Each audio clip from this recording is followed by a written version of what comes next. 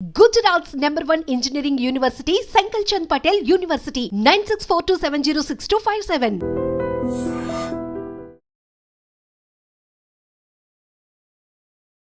Hi hello నమస్తే welcome back to iDream Media. ఈరోజు మనతో ఉన్నారు హైకోర్టు అడ్వకేట్ అయిన పృథ్వీ గారు. ముఖ్యంగా అమెరికాలో డిపెండెంట్ వీసా మీద ఉండే పీపుల్, ముఖ్యంగా ఎవరైతే గ్రీన్ కార్డ్ మీద వెళ్తారో వాళ్ళని డిపెండెంట్ చేసుకున్న పేరెంట్స్ అయి ఉండొచ్చు, స్పౌస్ అయి ఉండొచ్చు, వీళ్ళు ఎలాంటి సిచ్యువేషన్స్ ఫేస్ చేస్తారనే దానిపై ఒక వీడియో మనకి ప్రొవైడ్ చేయబోతున్నారు పృథ్వీ గారు. అందులో ఉన్న ఇన్ఫర్మేషన్ పూర్తిగా చివరి వరకు చూడండి.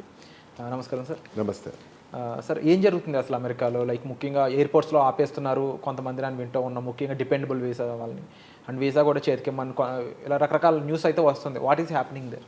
మనకి పిల్లలు ఎప్పుడో వెళ్ళిపోయారు, లేకపోతే భర్త అక్కడ ఆల్రెడీ ఉన్నాడు అండ్ అతనికి గ్రీన్ కార్డ్ వచ్చింది, లేకపోతే సిటిజన్షిప్ వచ్చింది, తర్వాత వీళ్ళకి డిపెండెంట్స్ ఎవరైతే ఉన్నారో వాళ్ళు గ్రీన్ కార్డ్ తెచ్చుకుంటాం అండ్ దాన్ని హోల్డ్ చేసి తీసుకెళ్తున్నటువంటి మెయిన్ ముఖ్యంగా వృద్ధులు,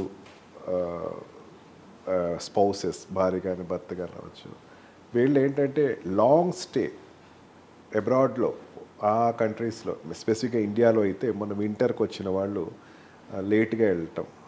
లేట్గా వెళ్ళి ఇండియాలోనే ఎక్కువ వాళ్ళు స్పెండ్ చేయడానికి ట్రై చేయటం, తర్వాత లేట్గా అక్కడికి అప్రోచ్ అవ్వటం, వాళ్ళకి ఎక్కువ న్యూసెస్ వస్తుంది ఏంటంటే వాళ్ళని ఆపేస్తున్నారు. మీరు పక్కన ఉంచోండి, మీరు తర్వాత చూడొచ్చు అని చెప్పేసి వాళ్ళు పక్కన పెట్టి వాళ్ళకున్న గ్రీన్ కార్డ్ ఏదైతే ఉందో దాన్ని హ్యాండ్ ఓవర్ చేయమని చెప్పేసి, హ్యాండ్ ఓవర్ లాక్కుండా ఉండవు ఇండియాలో, అలాగే పాస్పోర్ట్ లాక్కుంటారు. హ్యాండ్ ఓవర్ చేసుకున్న తర్వాత వాళ్ళు సంతకం పెట్టిస్తారు. I hand over the document to the ఈ ఇమిగ్రేషన్ సర్వీసెస్ అని చెప్పేసి రాస్తారు. వాళ్ళు ఒత్తిడి చేయటం అనేది జరుగుతుంది అనమాట. అది ఎక్కువ కేసెస్ అయితే ఇంబర్స్ట్ అవుతున్నాయి. అందుకని మన ఛానల్ ద్వారా చెప్తుంది ఏంటంటే, దయచేసి మీ యొక్క ఈ green cards don't hand over to the immigration authority. Postpone చేసుకోండి, వచ్చి నష్టం లేదు.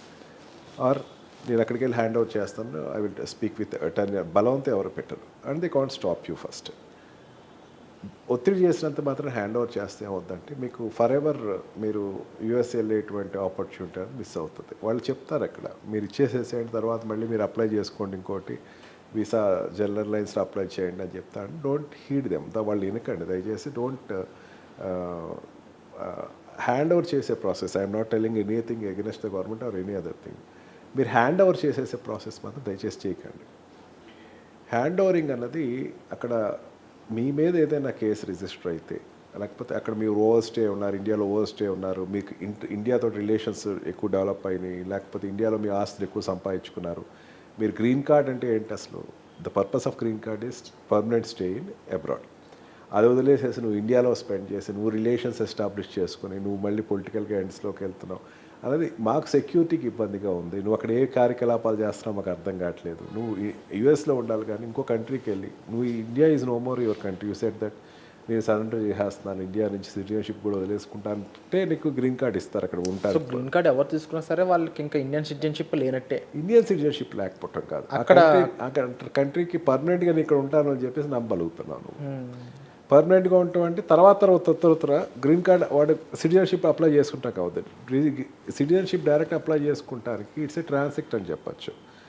ఒక హెచ్ఎంబీ వీసా కానీ, లేకపోతే స్టూడెంట్ వీసా కానీ, లేకపోతే ఇంకొక ఏ రకమైన వీసాల నుంచి అయినా సరే గ్రీన్ కార్డ్ తీసుకుంటే పర్మనెంట్ రెసిడెన్సీ వచ్చిన తర్వాత సిటిజన్షిప్ అప్లై చేసుకోవచ్చు. డైరెక్ట్గా సిటిజన్షిప్ అప్లై చేసుకుంటే అంత ఈజీగా కొన్ని పారామీటర్స్ వస్తాయి, కానీ ప్రతి పారామీటర్లోనూ వాడికి ఇచ్చారు.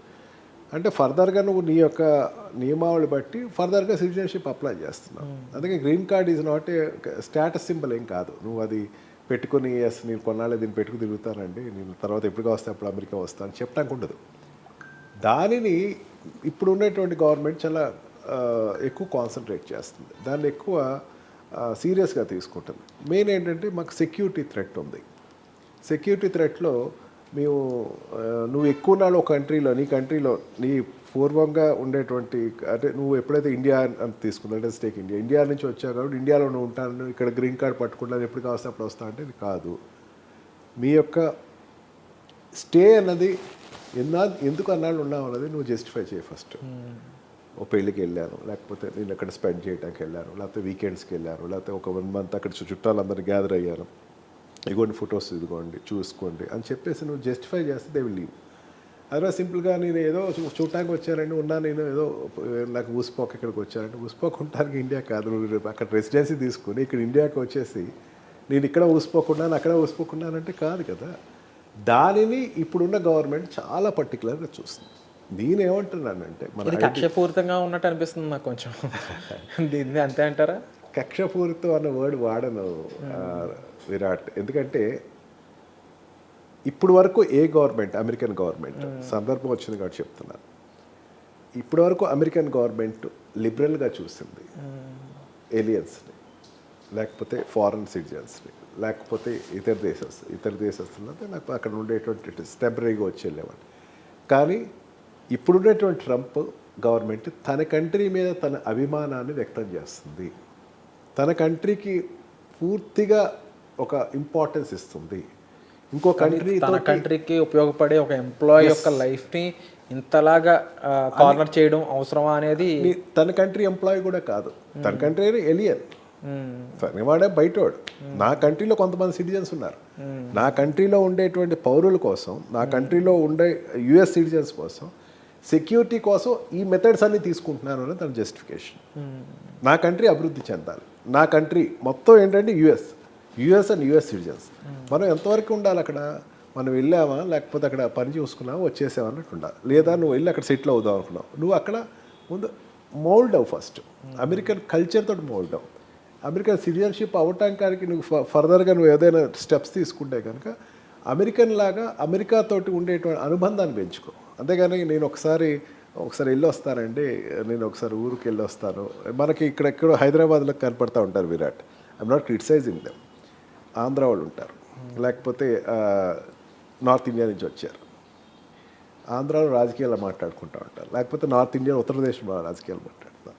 అది ఇక్కడ ఉండేటువంటి తెలంగాణ వాళ్ళకి అనిపిస్తుంది, ఇక్కడ ఉంటున్నాడు అక్కడ దాని గురించి మాట్లాడుతున్నాడు అని చెప్పేసి ఒక భావన ఏదైతే వస్తుందో, సేమ్ ఇదే పరిస్థితి అమెరికాలో ఈ రోజున డెవలప్ అవుతుంది.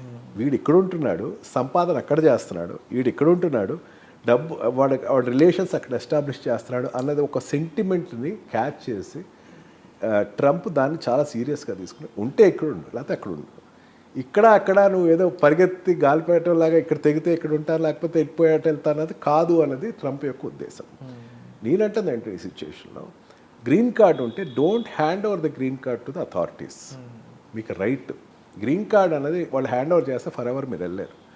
ఆ కంట్రీలో కోర్ట్స్ ఉన్నాయి, ఆ కోర్టులో నీ కేసు వేసుకున్నాను, నా కార్డు అడుగుతున్నారండి, కేసు ఫైల్ చేసుకుంటే జస్టిఫికేషన్ చేసుకుని ఎస్ మీరు ఇచ్చేసేయాల్సి వస్తే అన్ని సందర్భం తప్ప మీరు ఊరికే హ్యాండ్ ఓవర్ చేసే టికెట్ మాత్రం కాదు.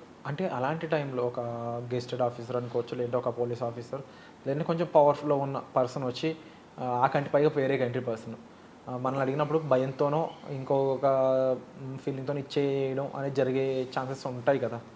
మరి అలాంటి వాళ్ళు ఎలా డిఫైన్ చేసుకోవాలి ఆ టైంలో? నేను అంటుంది అదే, యుఎస్ ఇమిగ్రేషన్ అథారిటీస్ కానీ ఏ కంట్రీ అథారిటీస్ కానీ బలవంతం చేయదు.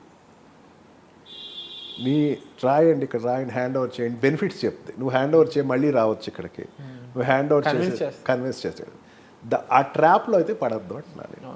Don't hand over your citizenship cards or your whatever the green cards which are holding. అంటే ఇది ఒక వ్యాలిడ్ పాయింట్ అని చెప్పాలి సార్. ముఖ్యంగా అమెరికాలో రిసైడ్ అవుతున్న మన ఇండియన్స్ వాళ్ళతో పాటు చాలామంది స్టూడెంట్స్ రకంగాను, కొంతమంది ఎంప్లాయీస్ పరంగాను, కొంతమంది డిపెండబుల్గాను ఉన్నారు. సో వీళ్ళందరికీ కూడా ఏముంటుందంటే ఎంత కాదనుకున్న పరాయి కంట్రీ అనేదే ఉంటుంది. ఆ భయంలో కూడా కొంతమంది ఇలాంటి మిస్టేక్ చేసే ఛాన్సెస్ ఉంటాయి. బట్ దాన్ని అడ్రస్ చేస్తూ ఈరోజు మీరు మా ముందుకు తీసుకొచ్చిన ఈ సిచ్యువేషన్ ఏదైతే ఉందో రియల్లీ హ్యాట్స్ ఆఫ్ సార్. తప్పకుండా ప్రతి ఒక్కరికి కూడా మీరు రైట్స్ గురించి తెలియాలండి. అండ్ దట్టు ఒక ప్రొఫెషనల్ ద్వారా మీరు ఆ రైట్స్ తెలుసుకోవాలనుకున్నట్లయితే డిస్ప్లే అవుతున్న నెంబర్స్ కాల్ చేసి మీకు ఏ హెల్ప్ కావాల్సిన మీరు సార్ని సంప్రదించవచ్చు. ఇక ప్రస్తుతానికైతే ఎయిర్పోర్ట్స్లో ఎవరిని ఆపుతున్నా సరే, అమెరికాలో ఉన్న మీ బంధువులైనా సరే, మీ పేరెంట్స్నైనా, మీ స్పౌజ్నైనా, ఎవరైనా సరే ఫస్ట్ వీసా అంటే ఇక్కడ రైట్ఫుల్గా వెళ్ళారు కాబట్టి మీరు ఎటువంటి భయం పడాల్సిన అవసరం అయితే లేదు. అలాగే పాస్పోర్ట్ అనేది ఇంకొకరి చేతిలో పెట్టాల్సిన అవసరం కూడా లేదు. దానికి సంబంధించిన విషయాలు ఆల్రెడీ క్లియర్గా ఇక్కడ ఎపిసోడ్లో మెన్షన్ చేశారు పృథ్వీ గారు. మీకు మరొకసారి కావాలి డైరెక్ట్గా మాట్లాడాలనుకున్నట్లయితే సార్ మీరు సంప్రదించవచ్చు. వచ్చే ఎపిసోడ్లో మళ్ళీ కలుద్దామండి. Thank you so much sir.